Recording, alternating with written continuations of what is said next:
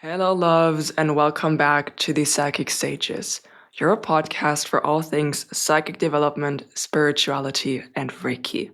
My name is Linda, and I'm joined today by my lovely and wonderful co host, Megan. Hey. And in today's episode, we are talking about attachments and releasements.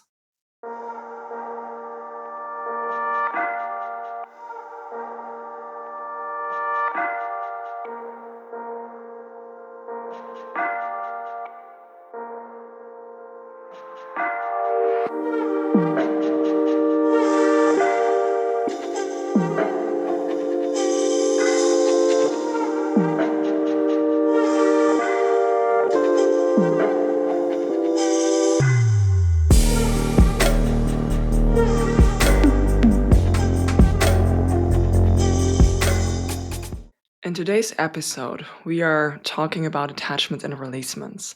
We are basically connecting right back to last week's episode where Megan and I shared our personal journeys with Reiki. And we stopped talking at the point where attachments and releasements came in.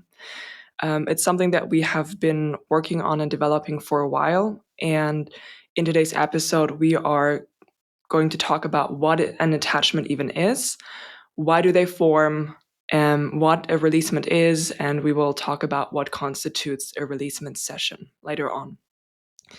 Before we begin, it's important for you to know that this is not research-based information. It is a technique and experience that Megan and I channeled and developed along the way. And we will get into that, how that happened in just a second. And I also want to leave a huge trigger warning here because what we're talking about is connected to traumatic experiences that you may have had in this lifetime or other lifetimes. It's connected to topics of potentially even possession and energies being connected to you that you can feel around, that you might see around. We're not talking about this from a perspective like a horror movie, just so that you're aware of it. But the topic itself, I know, can be very triggering for people. So if you're not up for that, you may want to skip this episode, come back at a later point when you feel like it, or you don't need to listen to this altogether. So, based on your energy and what you feel like, let's see if we can hop into this.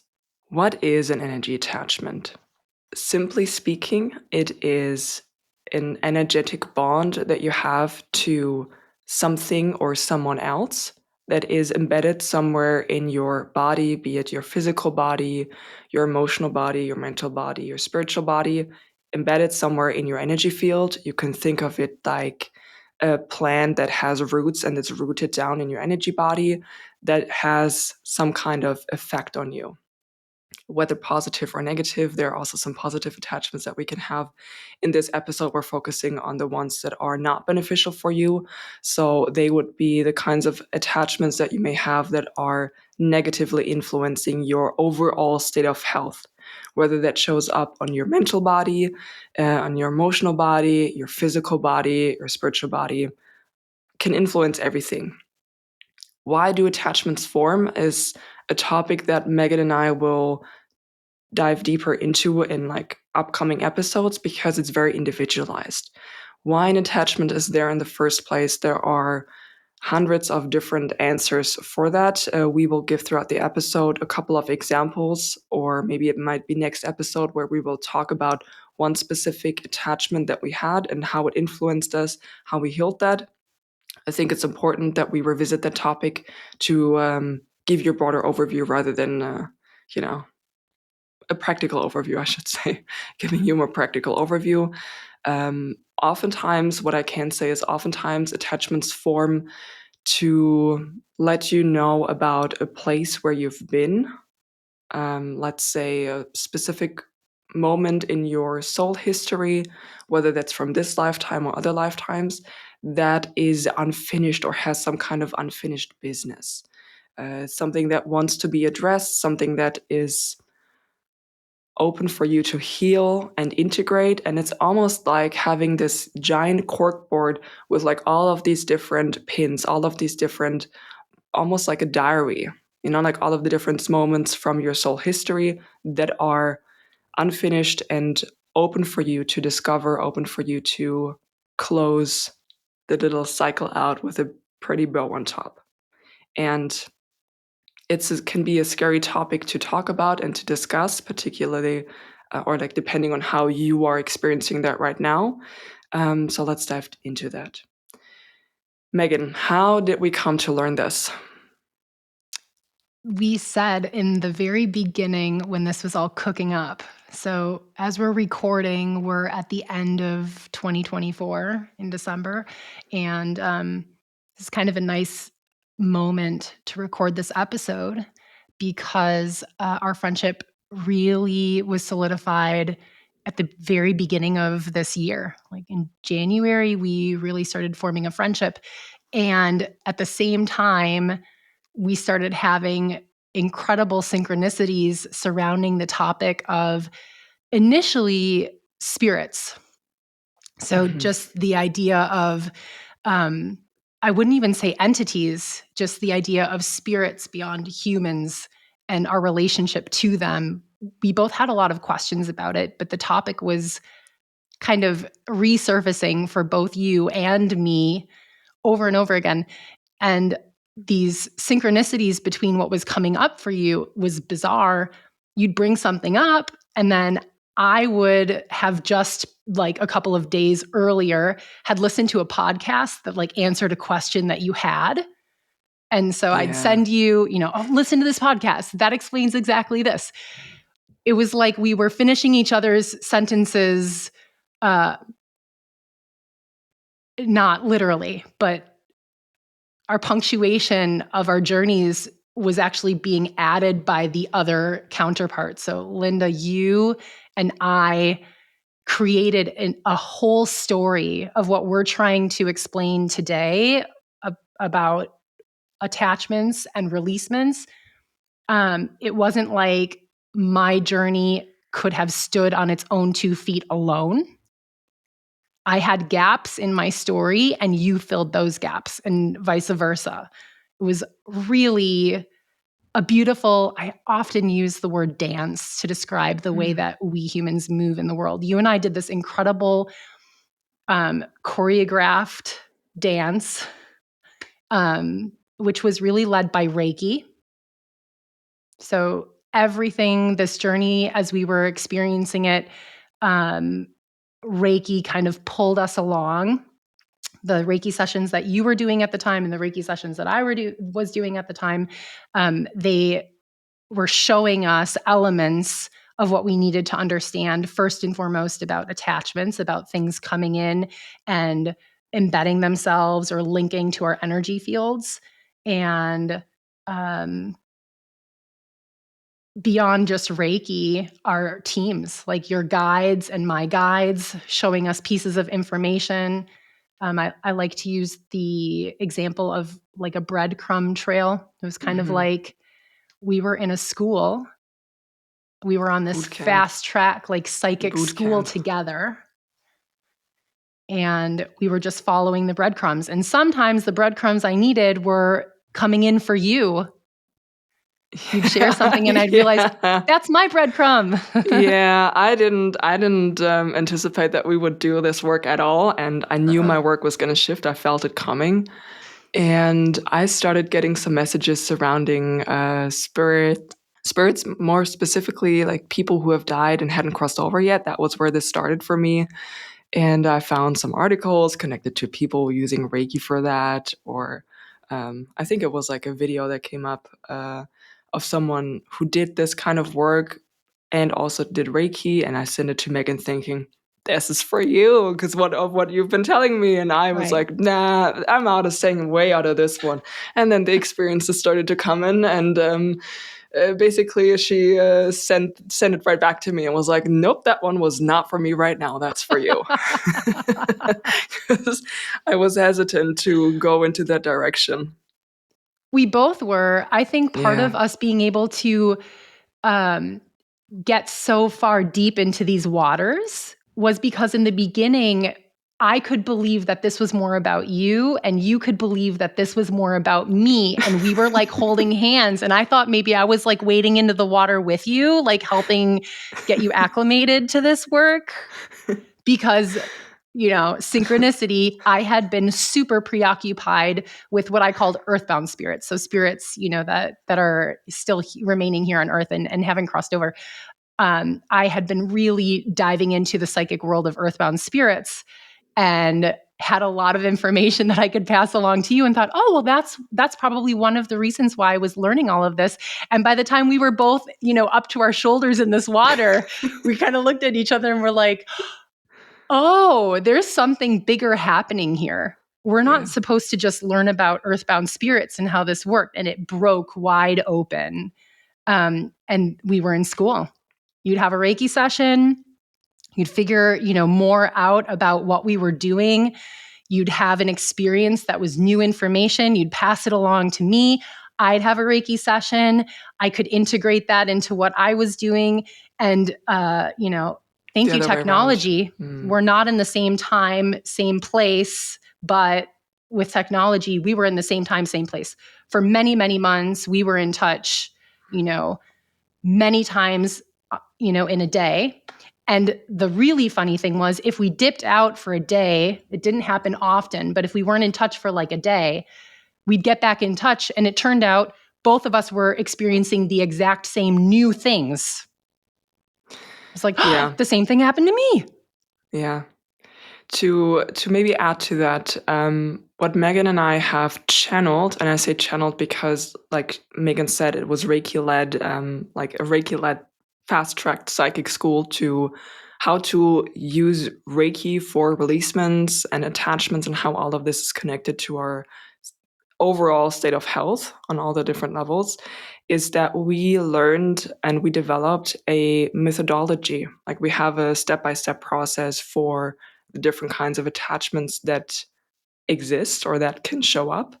And this is what we developed in this like boot camp. Was like proper technique was refined, connected to both of our psychic abilities was refined, getting more and more clear, with like different subtleties based on what we found and what we encountered. And yeah, so now this is like we have this whole new thing that is grounded on like and deeply in Reiki to share. And that's why we're doing this episode as Right. a little gateway into all of that. Yeah, before we wrap up just the topic of this journey that we've been on, I want to emphasize how I've said it before, you and I are very much like a yin yang. And one of the ways that we're like a yin yang with one another is our psychic abilities. So we've said many times, Linda's leading psychic gift is clairvoyance. And on this journey, that really shifted and became her, their very prominent leading psychic ability. Yeah. And so Linda was able to see things that I couldn't see. Linda would have a session, learn new things about what we were doing, and then tell me what they saw. And that lined up with my clairsentience. So my leading ability for this work with attachments and releasements is I feel all of this, whatever's happening. I feel the energy, and my hands specifically move to where things are in the body or outside of me. And I can feel expansiveness or things shrinking or moving. And Linda would describe what they saw, and it would completely line up with exactly what was happening with the energy that I was experiencing. That blew my mind. Yeah, it was wild. To give you one example, in the system of Usui Reiki, there are Reiki symbols to channel specific strands of the healing energy. I think that's the best explanation I can give you.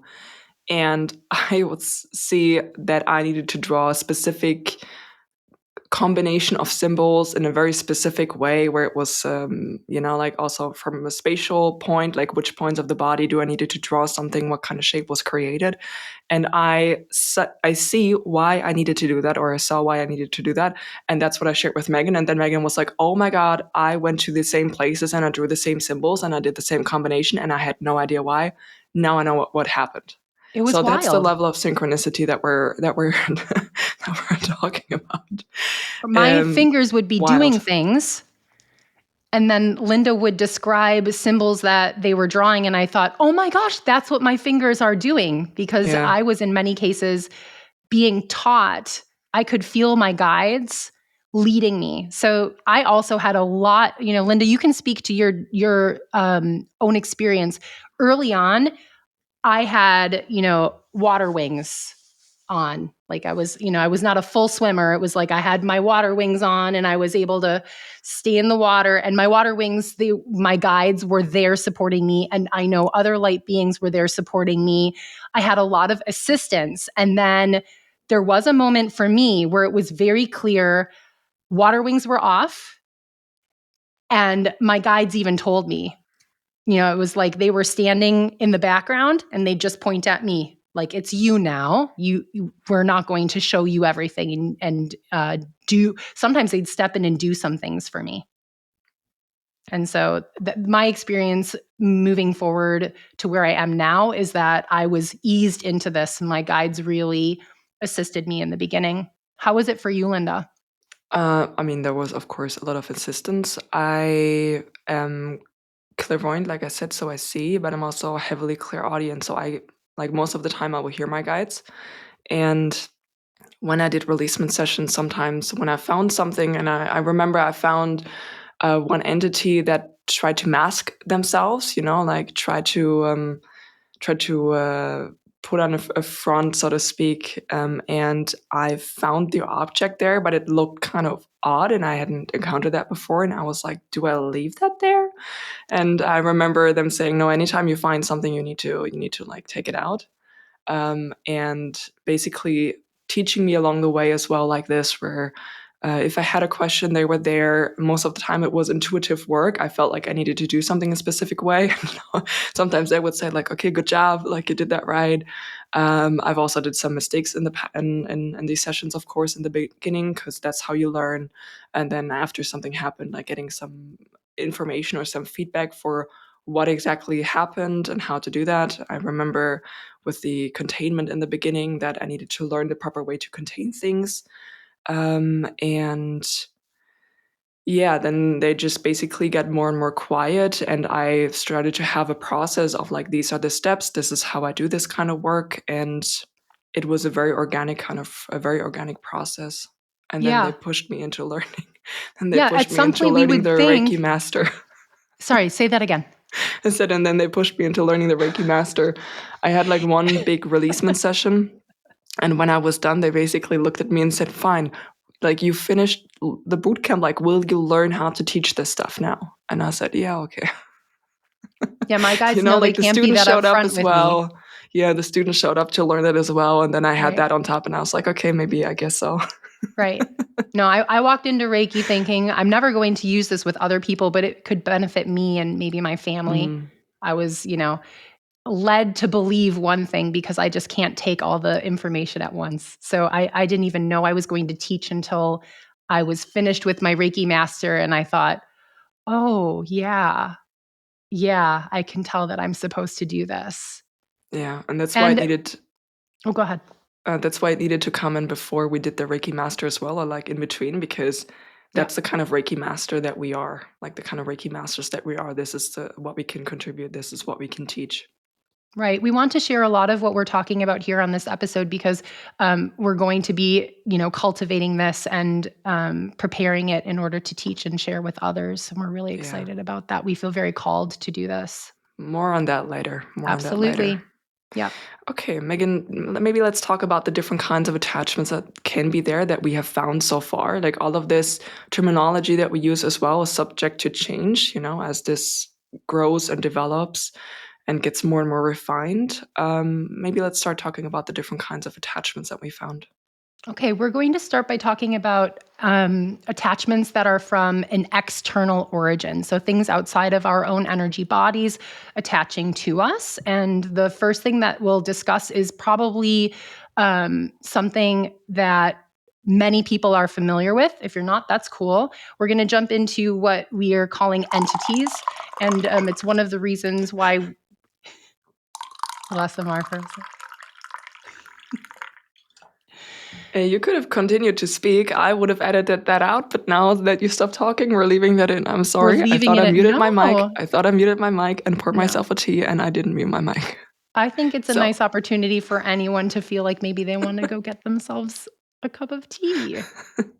It's nice. I have a peppermint with ginger, a classic. Mm, it's good. Yeah. All right. So external or like attachments from external origins. All right. So we're going to talk about entities. It's why we had a trigger warning at the beginning of this episode, because unfortunately, what Linda and I have come to understand about this work is that we're also going to be dispelling a lot of mythology and myths surrounding something like entities. So let's talk a little bit about what entities are, what kinds of things we're discussing here. We already mentioned what I call earthbound spirits. So these would be spirits, people who die. Their spirit, instead of crossing over, I say to the other side, after the point of death, they remain on Earth. I think we could do a whole episode just on like earthbound spirits and our experiences with them. And A maybe we few. want to make a note and do that. But we won't get into all of the specifics of why earthbound spirits exist and why they choose not to cross over.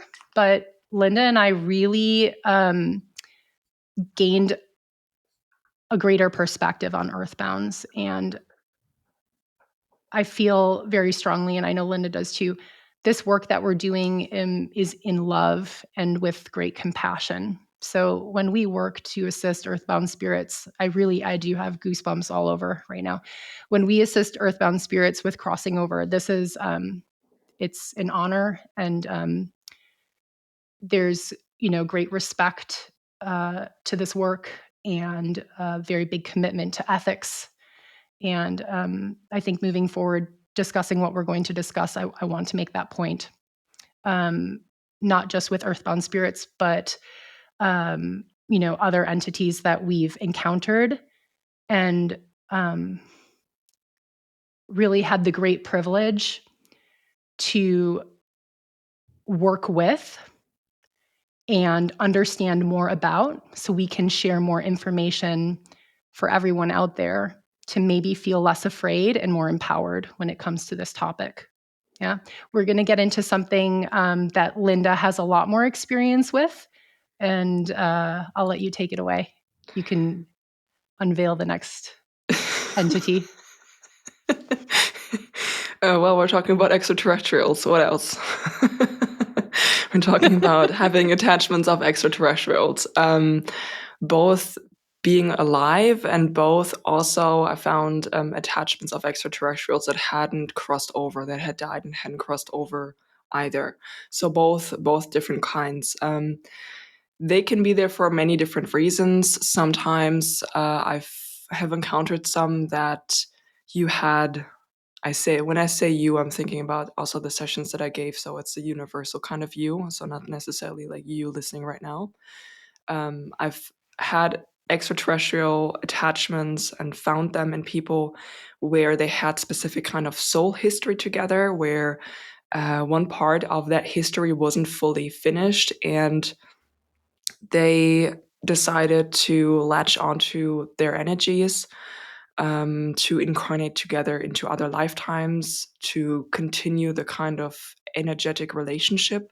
And when I say energetic relationship with any kind of attachments that we're speaking of today, it's important for you to know that they are influencing your energy, and have, depending on how deeply rooted this attachment is and how much time has gone by, they can influence your energy, they can influence your emotional state, your mental state, your thoughts. So basically, they can bring you into a specific frequency and have experiences or guide some experiences through you. Um, do you want me to explain that, or do you think I need to explain that a bit more? Yeah, say some Yeah. more about that. Okay. One example I could give you is you have an attachment, and that's true for all attachments, by the way. You have an attachment that influences your energy in such a way that the signal that you're sending out draws in people that, let's say, have a lot of jealousy. And you can't ever figure out why, when these people look at you, they read you a specific way. And it doesn't make any sense because it's not connected to who you are. You know the way in which you're interacting with others, and things just don't line up at all. And those kinds of attachments can influence your signal in such a way that whatever gets sent out gets picked up by people in a different way, and you can't bridge that gap. Like, you don't know why it's happening, so you will get a lot of people thinking that, let's say you're super privileged, life is very easy for you, even though it really isn't, and it's not. If they have a conversation with you, that's not what you're putting out. But there is some kind of distortion happening where people are picking things up in a different way. That could be, for example, an indicator that an energy is there. But it could also be that you are experiencing a heightened sense of anxiety or heightened sense of in any kind of emotional state, maybe a specific heaviness or a specific dread that keeps you in a specific kind of energy and frequency, because it's easier for the entity then to maybe siphon a little bit of your energy, because they sometimes feed on energy. We will talk about that a bit later. Again, I just wanted to make that point. I noticed that it's important to make that point now when we start to talk about the other kind of attachments.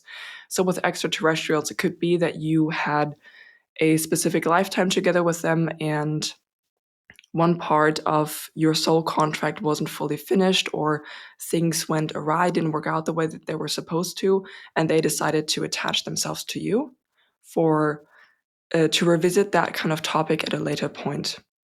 And each time that you're incarnating together with them, they can influence your energy, recreate patterns over and over again, like keep you in a specific cycle. And I will leave it at that for now. The next attachment that I want to talk about are what we call DFAs. It's called a dark force attachment. When it comes to DFAs, one thing that I have found is that often at their core, they were once human. So they were earthbounds that hadn't crossed over, or humans that died and hadn't crossed over.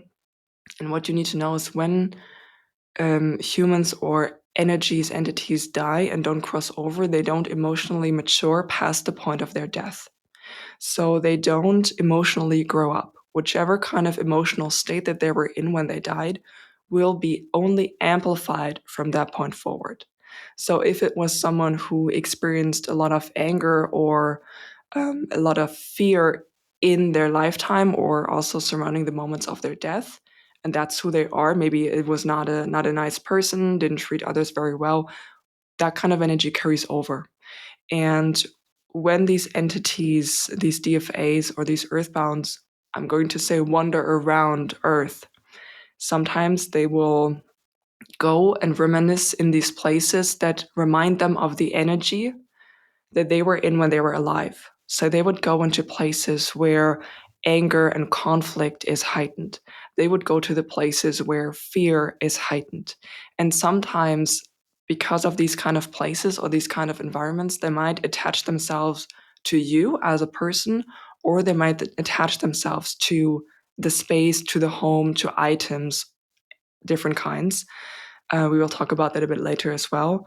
And they want to stay in that kind of energy. And what happens when they remain or find a place that is reminiscent of this energy again is that they will feed more of that energy, and over time accumulate more and more of that anger energy, more and more of that kind of fear energy, which turns them into these darker entities.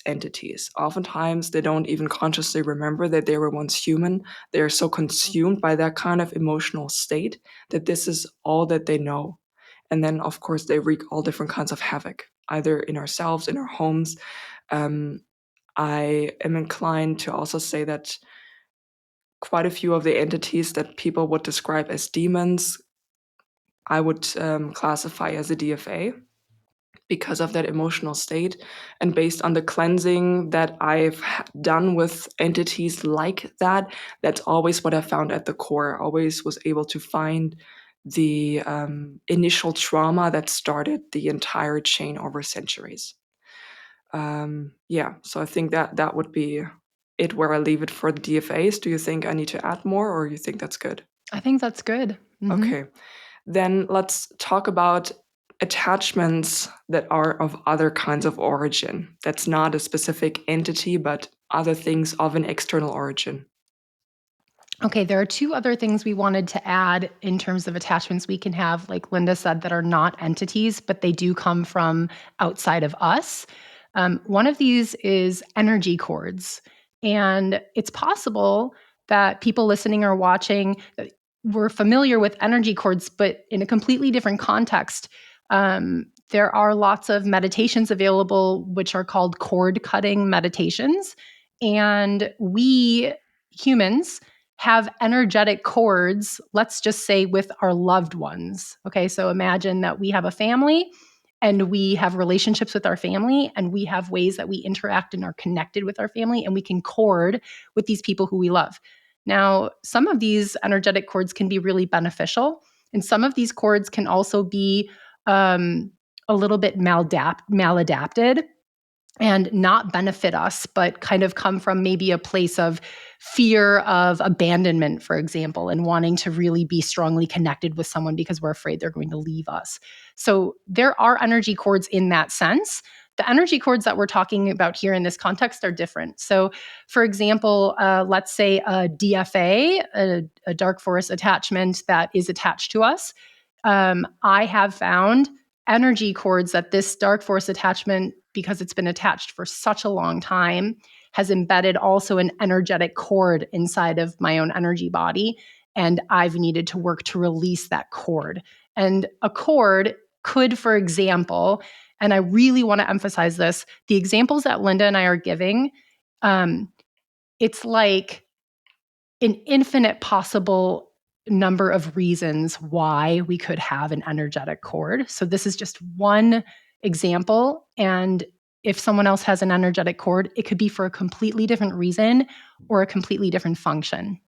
So Linda and I are finding new things all the time. But this is one example that a DFA attached to me over time, a cord was established. And let's say that that cord was siphoning energy from me.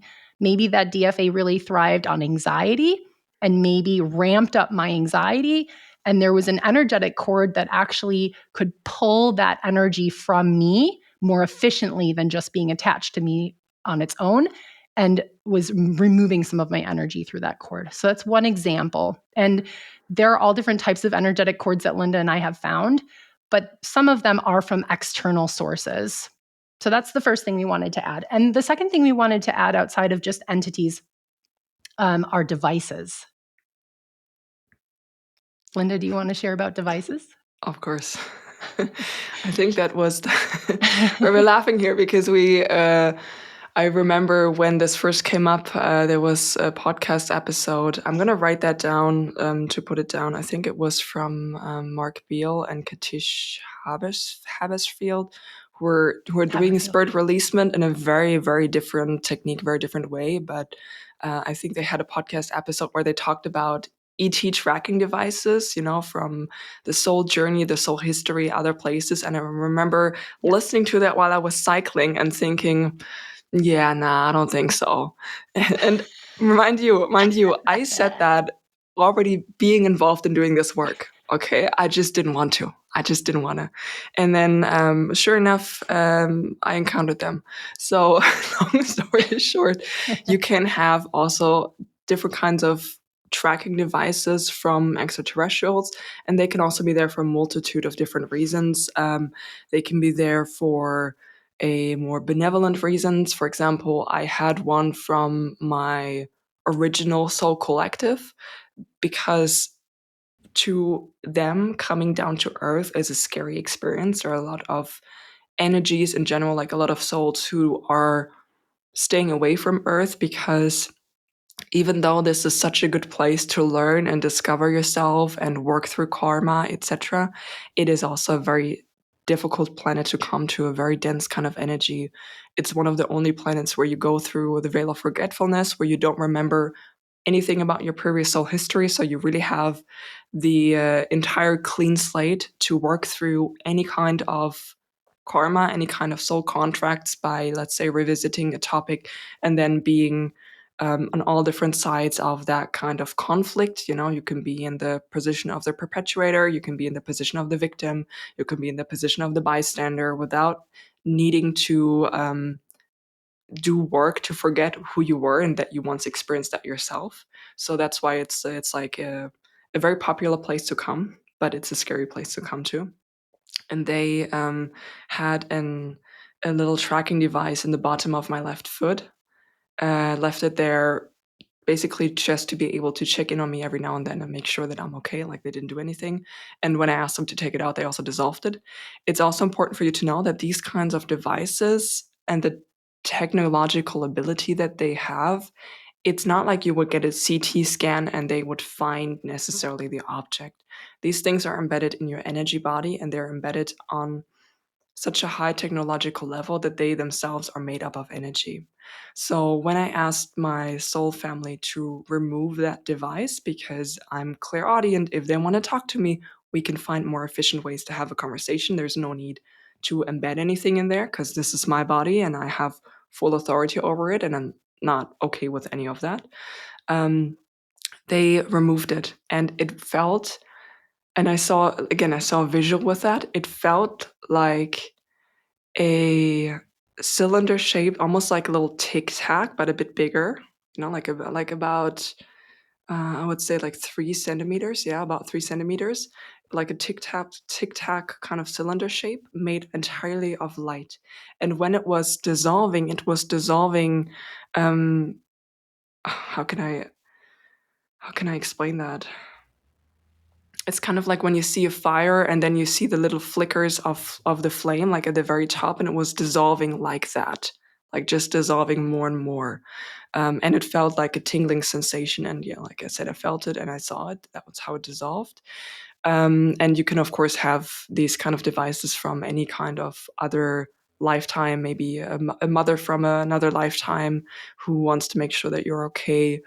Um, you could also have a device for a neutral purpose, maybe some entity or some kind of alien race is looking to make some or wants to learn something about human life. So it's purely there to, it's not interfering with your energy, it's just there to gather some specific kind of energy, maybe something about the emotional intensity throughout the experiences of your life.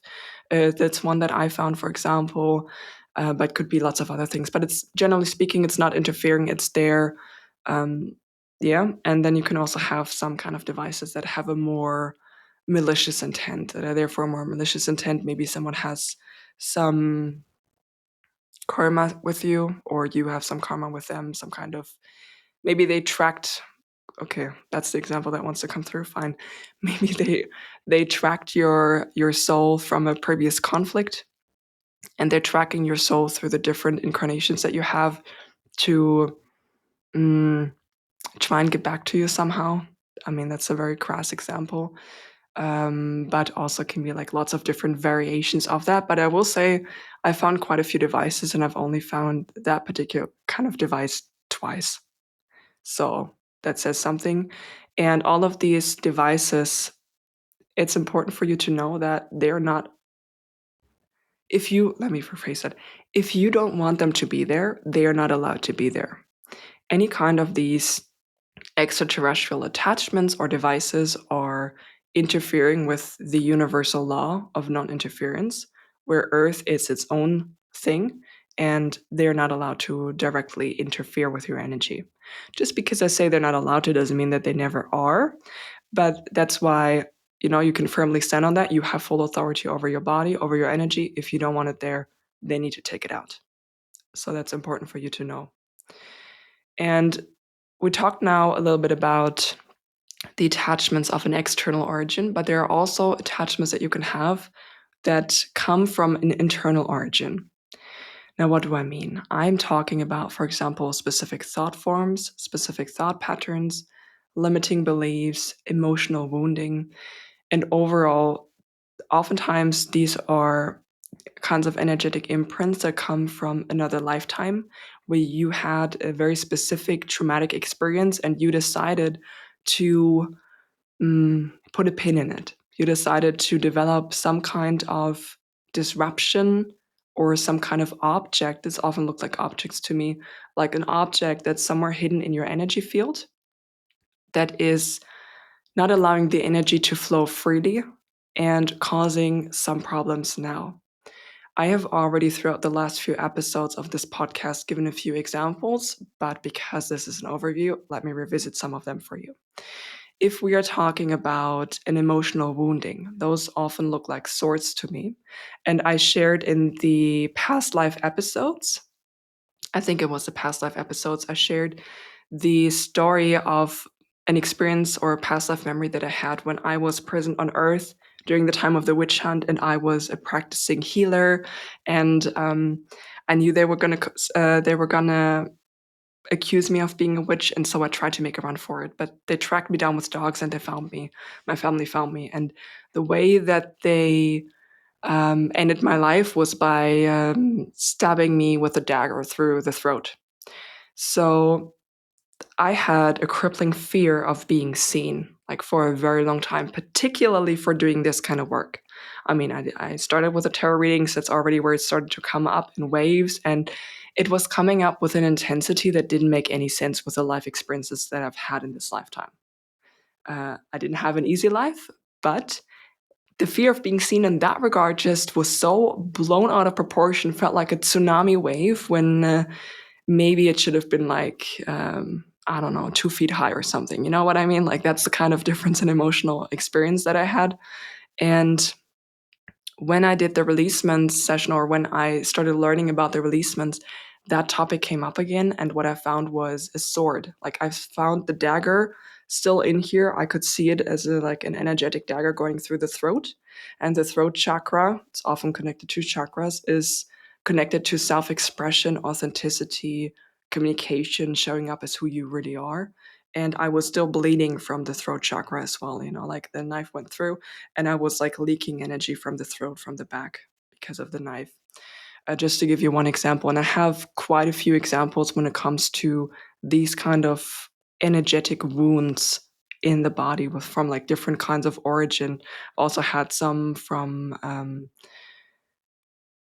traumatic, or maybe traumatic is maybe not the right word, but from challenging relationships that I've had also in this lifetime, where there were like random objects. Um, when it comes to the limiting beliefs, they often look like stakes to me, like a stake that's like stuck somewhere in a chakra, like someone rammed a stake in there. And when it comes to the limiting beliefs, it's important for you to know that your limiting beliefs are guiding and limiting the way in which you're moving through the world. That can look as simple, I mean, quote unquote, simple, as not allowing yourself to apply for your dream job, or for the job that you feel like it's just a little out of reach, but you would really want to do that. Or it could be not trying and shoot your shot with the person that you're interested in because you're like, I don't know. And these kind of things can really um, influence and hold you back with the way that you show up in the world.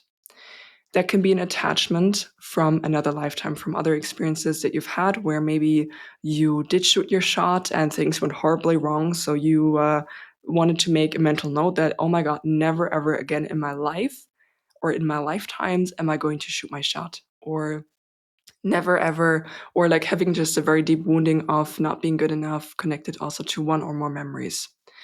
These kind of limiting beliefs can also be connected to entities, keeping you in a specific emotional energy or a specific emotional vibration, which,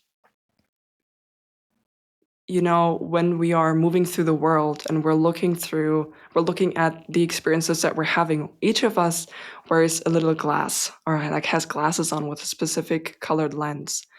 And the emotional state that we're in and the self beliefs that we're having about ourselves and about the world, we often derive the meaning of the situation based on that, based on how we feel in that moment, and based on the beliefs that we have about ourselves and about the world. And when you have an entity attached to you, it can keep you in a specific emotional vibration, a specific emotional state, which influences the thoughts that you're having about yourself and about the world, and can over time also create limiting beliefs. If that's the case, we will often see what Megan spoke about in the beginning of the episode. We will see that an entity will have an energy cord going to a limiting belief. So what I would see like a stake.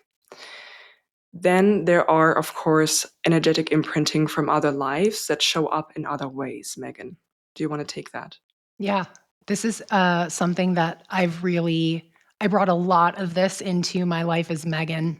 I have a lot of experience with finding attachments and then realizing that these attachments, the source of that was actually me from another lifetime. So, I think one aspect of this work that I'm so grateful for is my understanding of karma. I've really gained a different perspective about karma. I think a lot of people, their understanding of karma, this was mine. I guess I can't assume that other people had the same belief, but I always felt that karma was bad and that it was negative. And my experience now with all of the lives of mine that I've encountered through this work is that karma is just energy that needs to be balanced. And that, I'll say it again, the dance that we do in all these different lifetimes, sometimes the dance isn't complete. Sometimes we're dancing, a life ends, and we need to pick up where we left off in order to balance out that energy that we had flowing with a particular person in another lifetime. I've found attachments inside of myself where the origin was another life. Now, I do see things, but it's hit and miss. Sometimes I just feel that there are things inside of me. Sometimes my clear cognizance comes in. I can feel something. I can't see it, but I immediately know, oh, that's a stake or that's a nail or, there are a million different things. But I did actually, from a life where I was a slave trader, and I'm still unsure exactly which region of the world this was, but it was a very long time ago. And there was lots of pain, obviously, and lots of serious shame that I transferred from that life into my life as Megan. And I found these as physical steel posts that were used in that lifetime on these ships. So I had in my legs, from like my knee down to my ankle, from my hip down to my knee. I had them into my hips. I've had lots of issues with sciatica in my life, which doesn't really line up for me at all because I have a big background in dance and yoga. So, actually, for a great majority of my life, I never experienced pain or pressure. And I also know how to keep myself limber and flexible. This sciatica started coming up at a point where I was still pretty young, and it would radiate pain, then it would go away. When I looked at these attachments and realized that they were from this life where I was a slave trader, I suddenly could see these steel, they looked like nails without a nail head, through all parts of my legs and into my hips. And so I had many, many Reiki sessions where I was going in to slowly, gently remove these stakes. And I don't have information specifically about what every stake represented or nail or post. Um, but it was all karma. I know that it was all karma that I brought in from that life that was not balanced, and that I had learned lessons about how to treat other people, how to have compassion for other people, and how to love other people here in this life as Megan. And so I was able to release that karma from my energy body, and they showed up like stakes. So that's one example of karma, but I have many, many. And I've lost count. I'd have to go back and read my journals that I've been keeping. I have had countless examples of having a Reiki session, identifying that there's a life coming up for me, sending Reiki to that life, and realizing, oh, there's an attachment. It's an entity. Wait, that's not like an external entity. That's me from another life. So I suddenly realized I had another life. I died. I never crossed over. I attached myself to Megan because the plan was Megan was going to learn Reiki. Megan was going to figure this out. Megan was going to find me, and Megan was going to be able to heal this and safely release me and assist me in crossing over.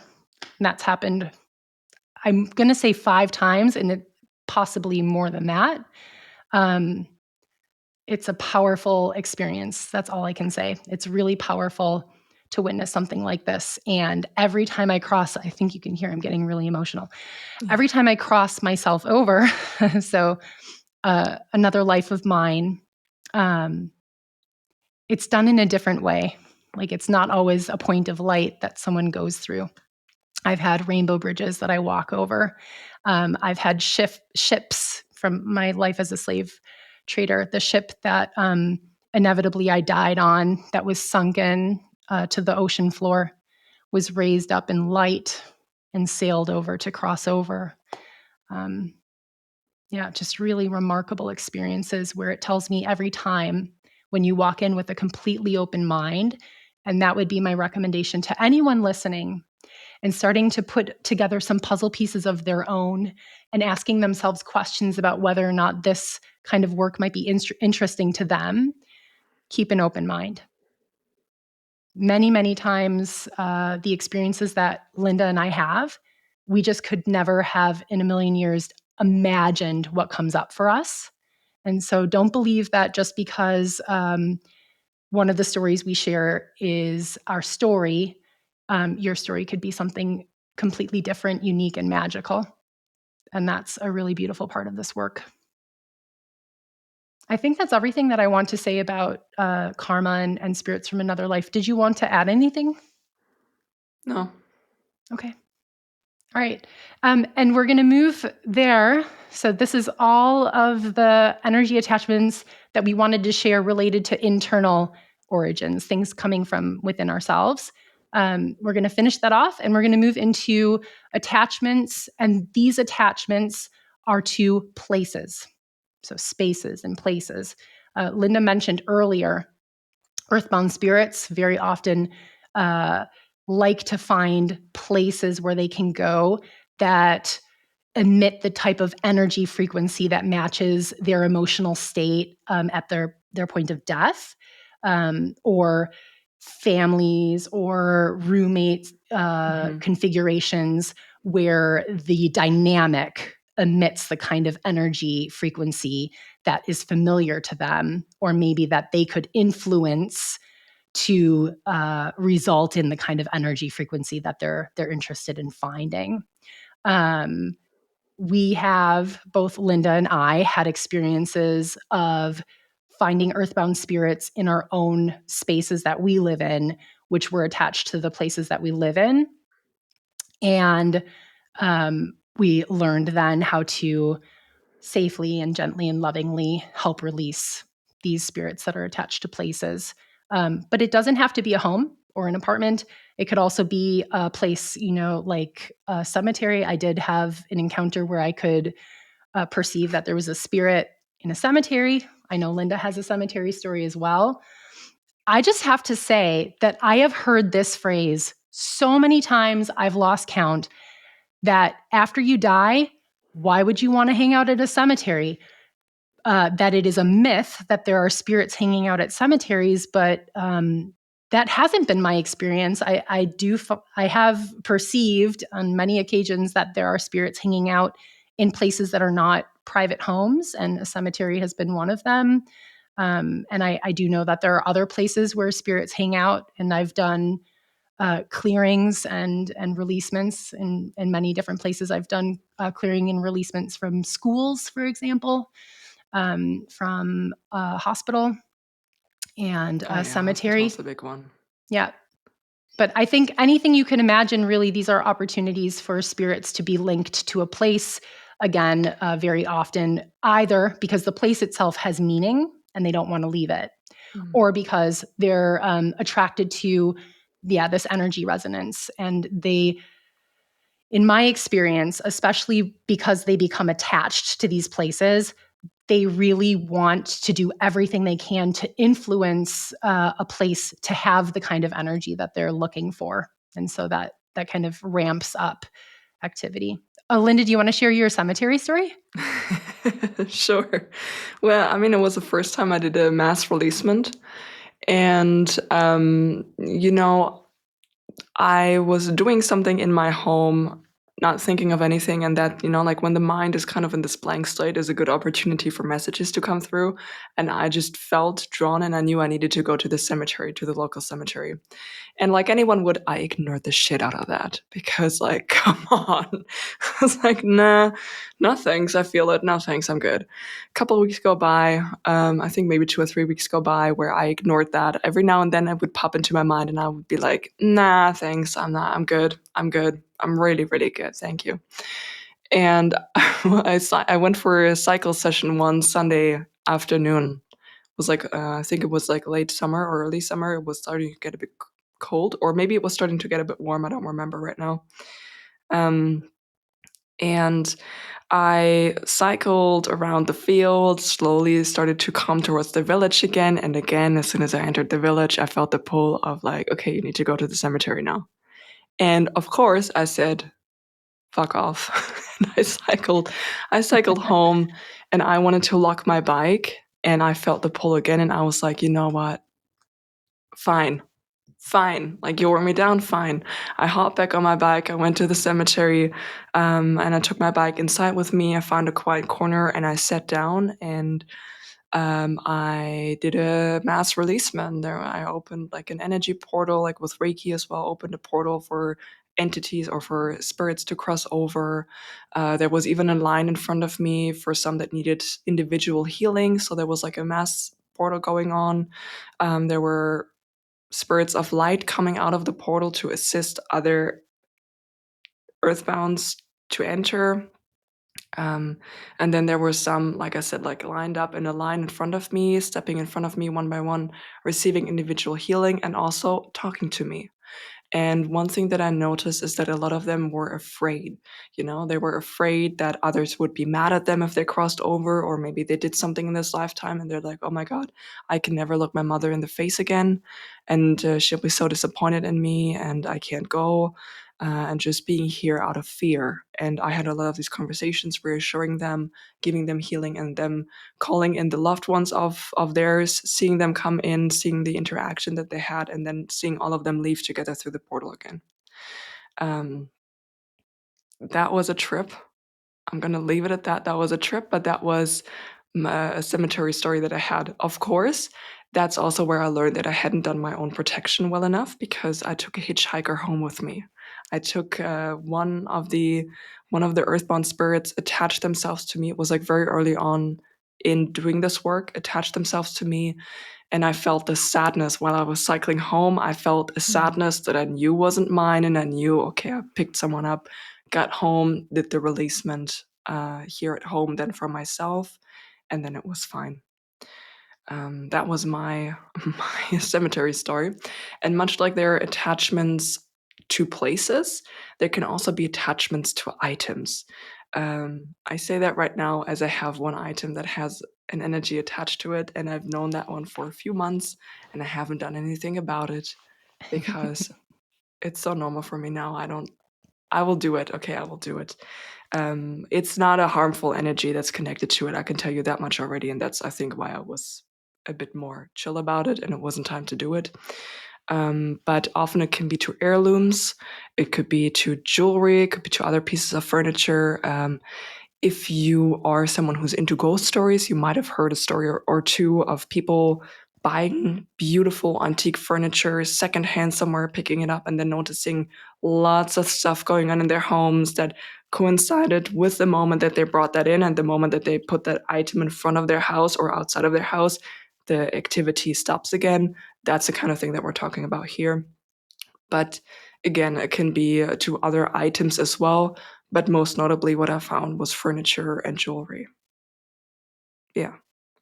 So, where can attachments form? We already started talking about the places and the items. When it comes to our own energy bodies, I mean, it can be the entire energy body.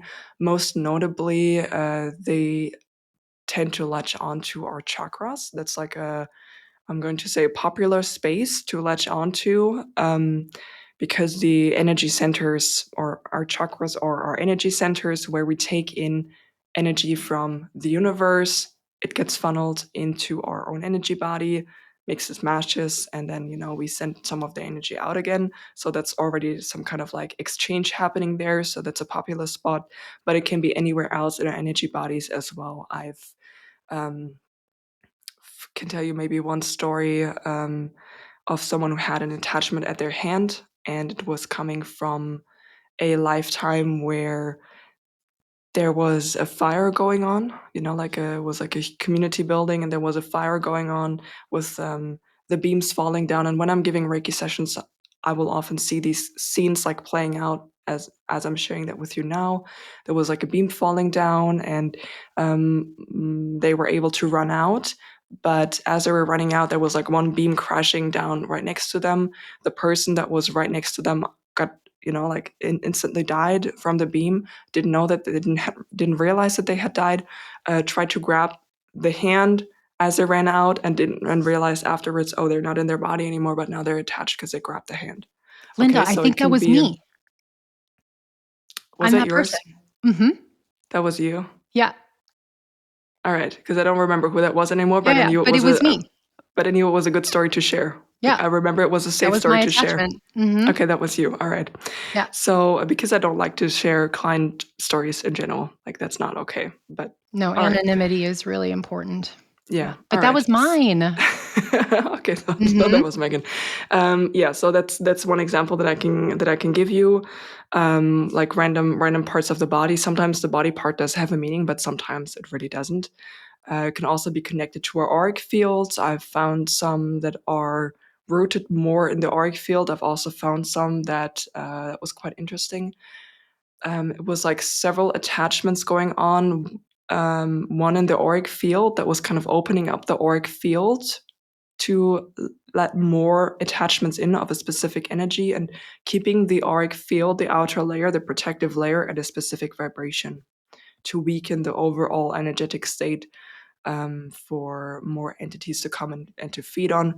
As I say that, it's easy to freak out, but that's like a very rare case. Okay, like very rare case that there's like so much activity going on. Um, yeah, and attachments overall can form at different points throughout your life.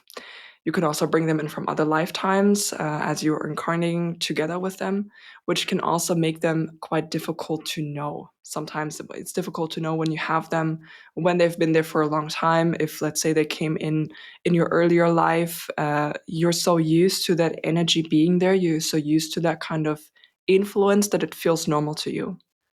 So, Megan, what are other ways that we can know if we have an attachment? Yeah. So I think that's a really nice segue. There are two things I want to say before I start talking about the ways that we can feel the effects of an attachment. The first thing is exactly what Linda said. It's possible that we don't really notice it as something foreign because we incarnated with an attachment that feels familiar. So I just want to put that out there. And the second thing I want to say is I'm going to share the story of a friend of mine who studied nursing. And I know that this is really common for people who study medicine. Um, the point of studying medicine is to understand how to heal. And when you're healing, you need to understand all the different ways that we can be sick. And what you start doing is really diving into symptoms and tracking symptoms to diagnose.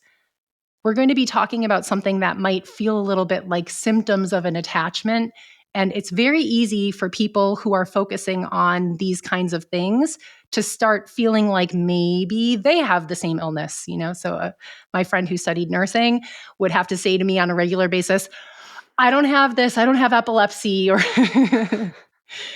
because we all know, right? You can read like a list of side effects of a medication and start thinking like, oh, Yeah. wait a second, or, symptoms of some very, very rare illness and think like, wait, it's possible that I might have this. Okay. So for anyone out there, we're going to be sharing some of the ways that these things manifest themselves and where we start noticing some differences between our authentic, true energy's nature and then the shifting that occurs because of an attachment.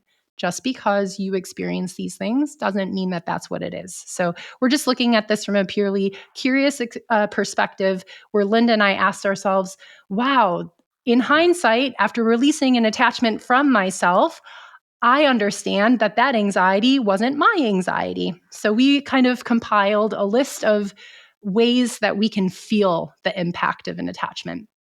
Okay, so one way, and it's, I think, for me in my experience, the main way that I know that I have an attachment, and I want to say one thing before I share my main way. Linda and I have been thrown so many different attachments, and it's because we went to school on this. So when we have story after story after story about our own attachments, I just shared with all of you that one of Linda's releasements was performed on me. Linda's done a couple of releasements on me. You know, we've really had different practice with one another, with ourselves, and it's because we needed to learn. But it's not common that a human has this many and the breadth of experience that we have with attachments. Okay. The way that I really notice an attachment is that my environment feels loud. Now, I am clairaudient. It could actually be that I'm hearing physical noises around me. And I don't want to get horror movie on y'all, so I'm not going to go into all of the little details because, again, this is really specific to me. And also, I know myself and I know my clairaudience, and that it is actually a message in order for me to pick up on to investigate more about what's going on with this. But I could hear actual physical noises in some cases. But the really interesting thing is sometimes you're not hearing physical noises, you're actually just feeling as though your environment is loud or busy, and not with fun, nice energy.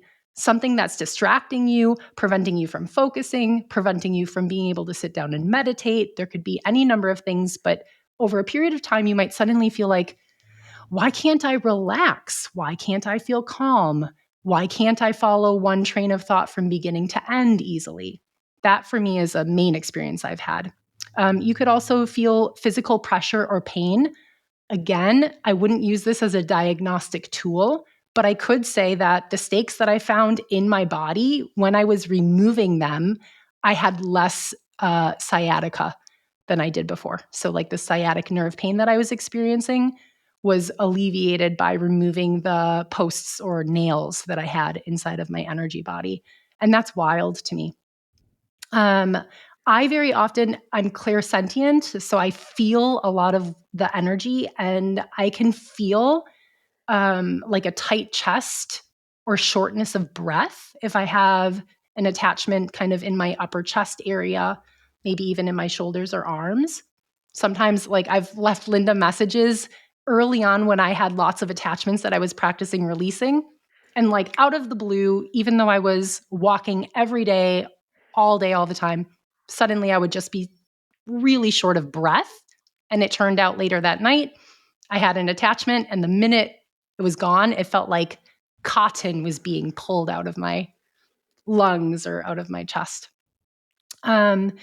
Another way that I've perceived this, and I know that Linda has perceived it, I think this is pretty common, is what we've mentioned before.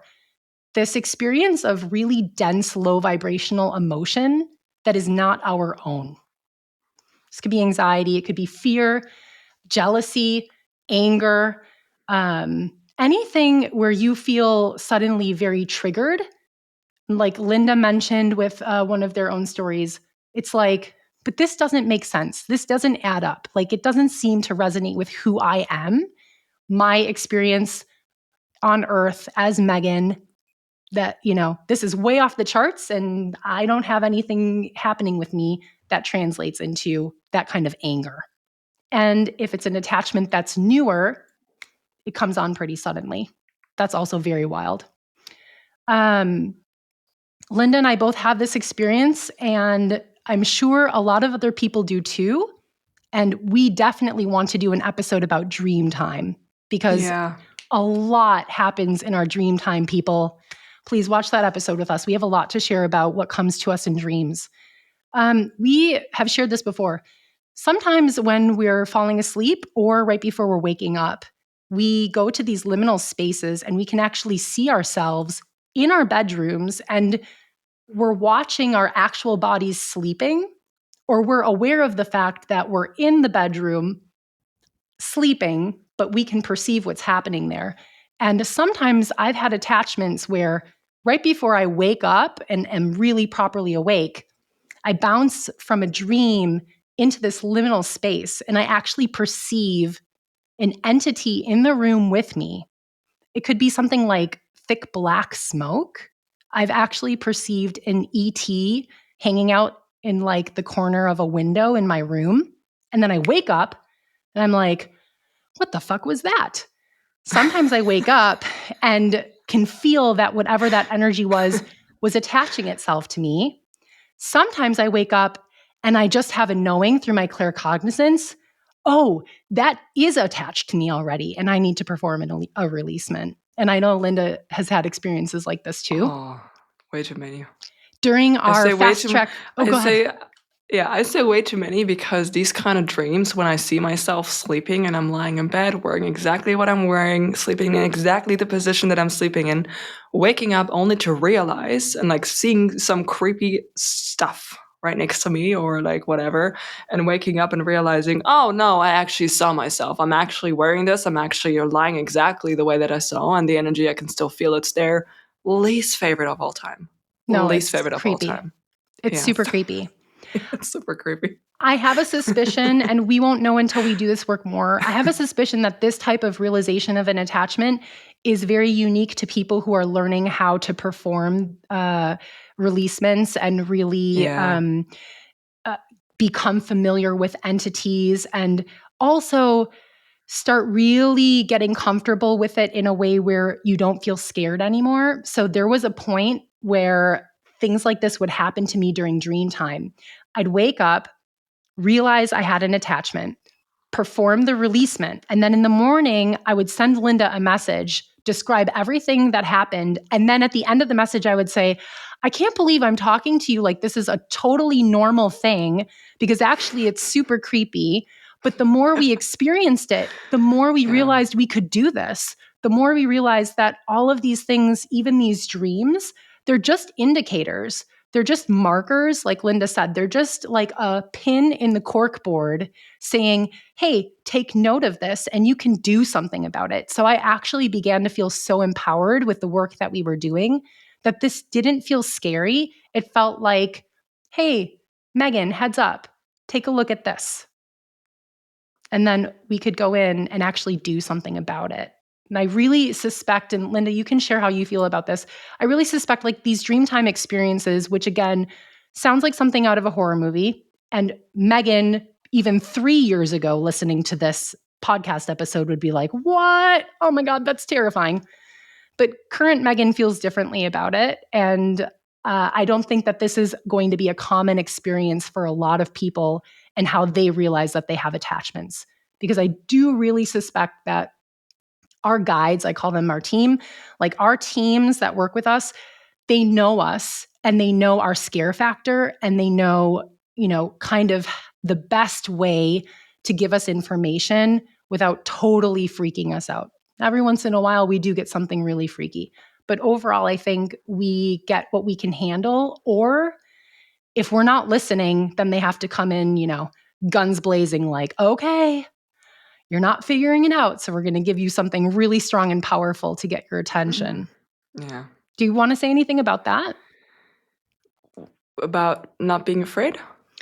Sure, just like the fear factor, or even the question of, do you think these Dreamtime experiences that we've had tipping us off to what's happening with attachments, do you think that that's something that will be a common way that people will know that they have an attachment? No, I don't think so. Honestly, I don't think so because it, like you said, it's the scare factor is really high, and I think it only makes sense for something like this to come up when you know how to rectify the situation immediately. So that's why I don't think it's going to be a super common thing. Yeah, like the experiences also of the releasements that Megan and I had were getting more and more complex and more like the energies got more and more heavy as we went through our boot camp, I'm gonna say, our psychic boot camp. And that's because our techniques got more and more refined, so we could handle more and more. Okay, so I think that's really important for people to know as well. Like there was never a moment where I encountered in a releasement or an attachment, whether that's in myself or in a client, where I felt like I couldn't handle it. I know I can handle it, and so I do. And so I get more complex releasements. I also noticed it's kind of funny because for I only recently started to advertise or let people publicly know that that's what I'm doing.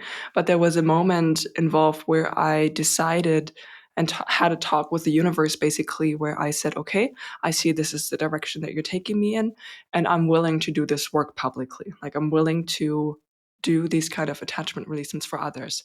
Let me tell you, the moment that I said that, the clients, Mm, without me advertising them, started to roll in and show mm, up for months before I even said that I was going to do that.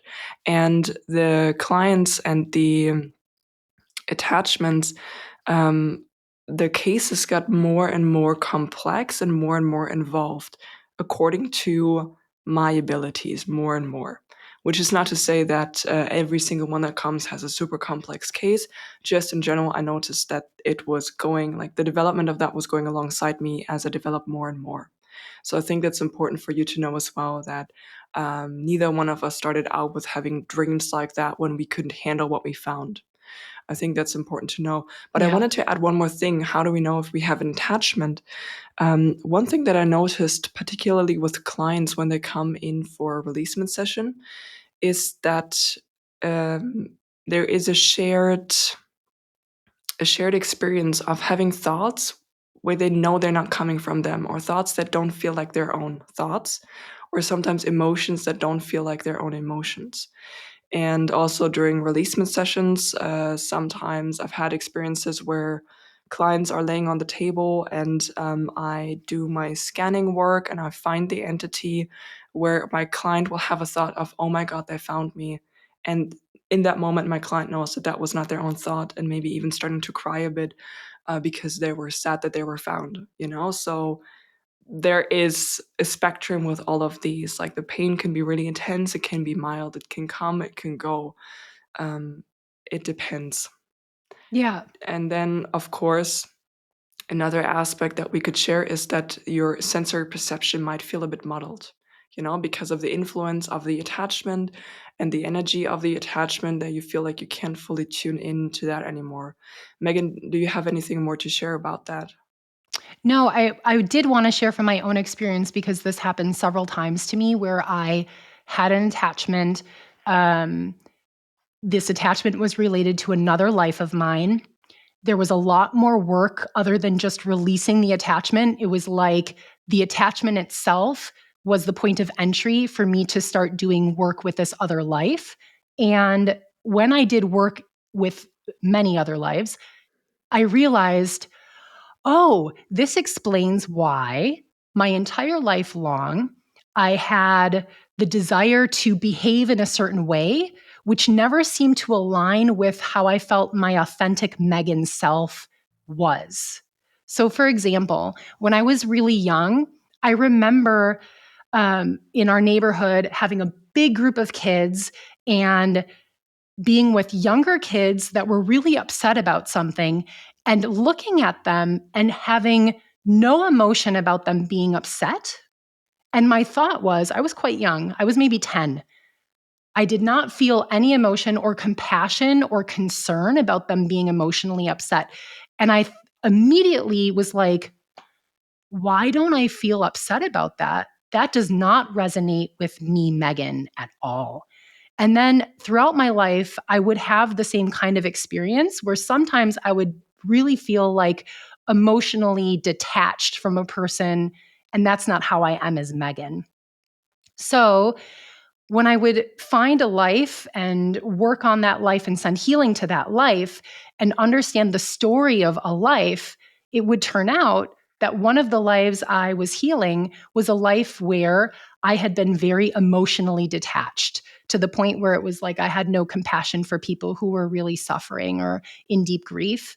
And as soon as I healed that and became aware of it, it added up kind of like as a young person, again, I was being shown some breadcrumbs of information about different lives that I brought in with me and different ways I existed in other lives. And those things kind of blending into my life as Megan. And all the pieces of the puzzle would come together when I'd finally identify an attachment in myself and then go in to heal another life because of that. And for anyone who does have an experience, and for me, it was really very often from being young, maybe not a child, but an adolescent, of just feeling like there was another way I was behaving and it didn't make sense to me. I think it's a really good point to start asking questions about where that's originating from and whether or not it might be related to another life and whether it might not be another life where we have attachments related to that. We can just ask some questions surrounding that. And to emphasize once again, if you do bring attachments with you into this incarnation, and I did, I brought quite a few. I even brought in some like dark force attachments with me from other lives that I wasn't able to clear from other lives, which I brought in this life. I brought in a dark force attachment with me in this incarnation to keep my vibration lower early in my life, because that was part of my learning curve as Megan. When I released it and realized I had had this from birth, I realized, oh, wow, that lower vibrational tendency felt so familiar, it wasn't recognizable to me. So, for anyone out there who does have a story about an attachment and a releasement and just thinking, I never picked up on that, it's very possible if you bring that in with you, that you won't really pick up on it, that it will feel too familiar or too much a part of you. I had that experience many times. I think that's everything I want to say about all of the ways that this can impact us.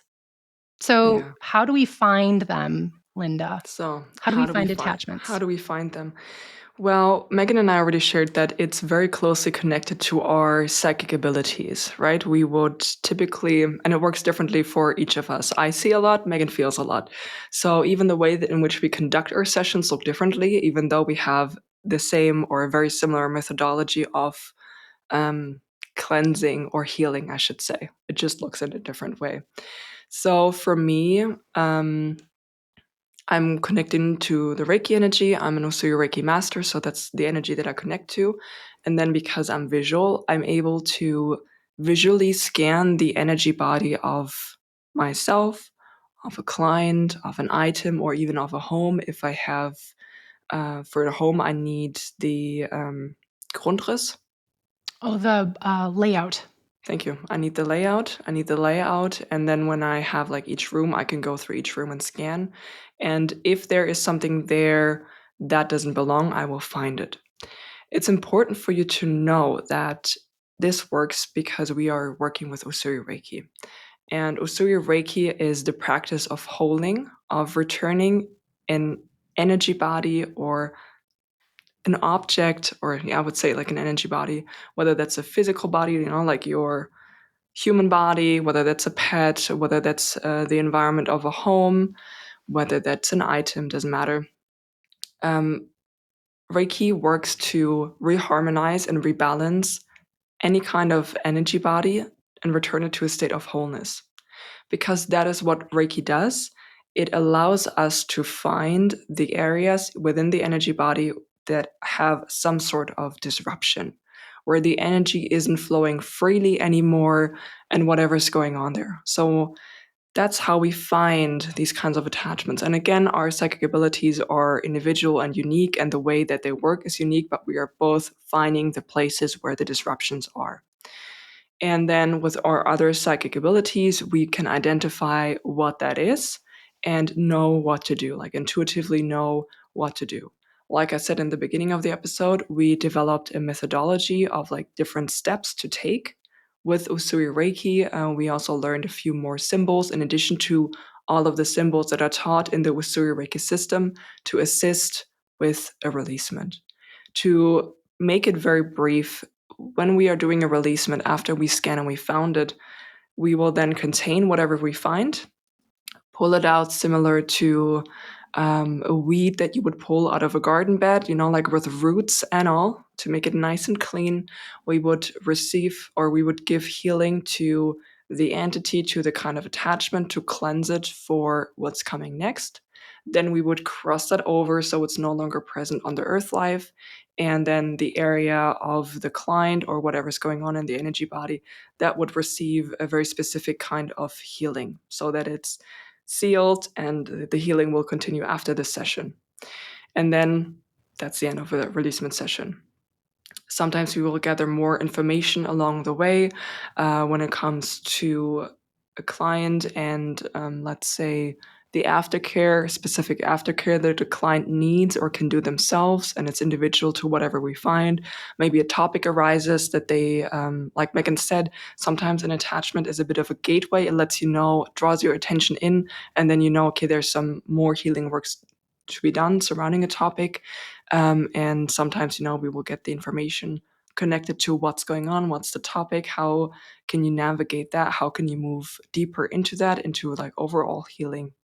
And like Megan and I shared, this methodology, we want to teach it. We are at this moment preparing the curriculum for it. We set up a newsletter. If you're curious about that, you're a Reiki practitioner yourself and you want to learn how to do that, you can sign up for it. We're going to leave it in the show notes and in the description box as well.